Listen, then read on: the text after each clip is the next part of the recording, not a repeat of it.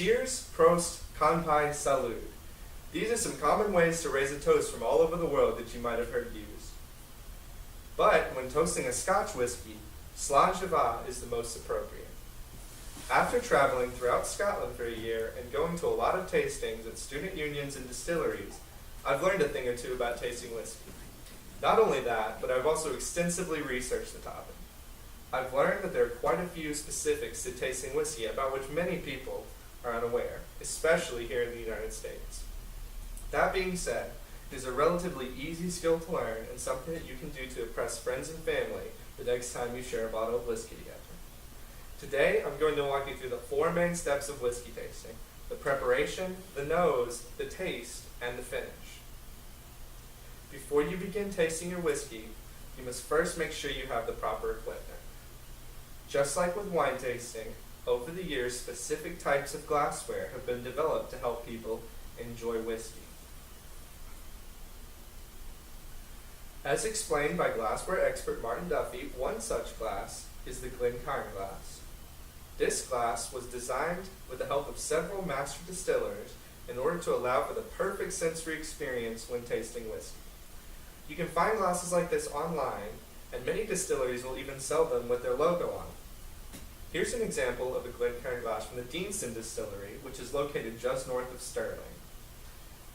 If you're unable to acquire this type of glassware, don't worry about it. A more commonly found glass, in the US at least, is the tumbler, and it will do just fine for your tasting purposes. As noted by Master Distiller Kinsman, you can also keep a pitcher of water with a dropper on hand. However, the debate about whether to add water or not to your whiskey is an extensive one that would require much more time than we have today, as I could go on and on about the various positions that you could take on that. After ensuring proper preparation, we can now begin the actual tasting. We call the first step of the tasting the nose. As you can probably guess, for this step we will be using our noses. Master Distiller Kinsman notes that because the whiskey has been confined to the barrel, you should swirl it around a bit to give it a chance to air out. After doing so, you should breathe in over the glass a few times in order to get the full effect of the smell. You will want to take notes on the sensations you experience and also on the color of the whiskey. Here are a few tips, since it can often be a difficult step for beginners. It can be really helpful to read about the whiskey beforehand due to the fact that a lot of our perception of smell is determined by our expectations. It is also a great idea to compare what you smell with others at the tasting to see if you all can reach a consensus.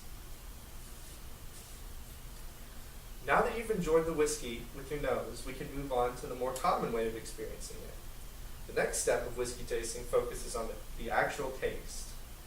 For this part of the tasting, you will primarily be using the sensory power of your tongue.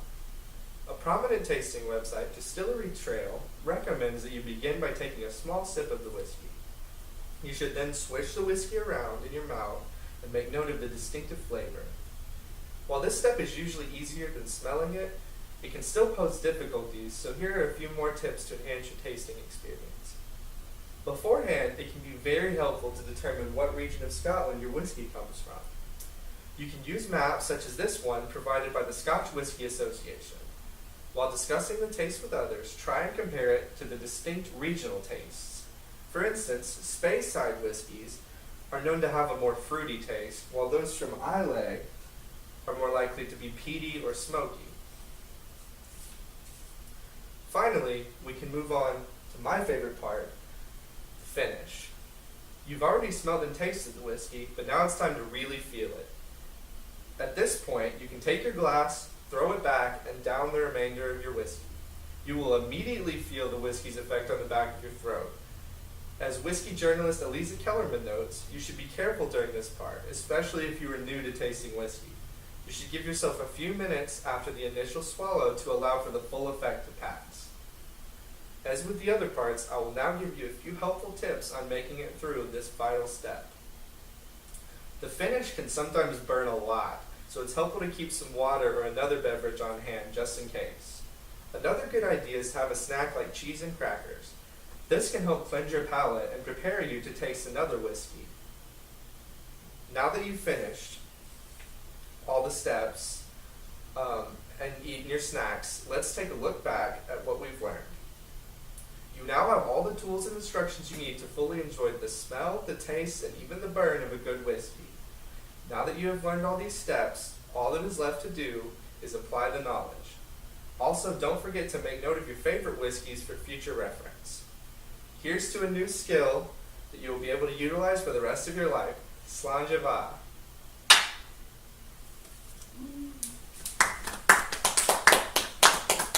And there's my 5th audience member.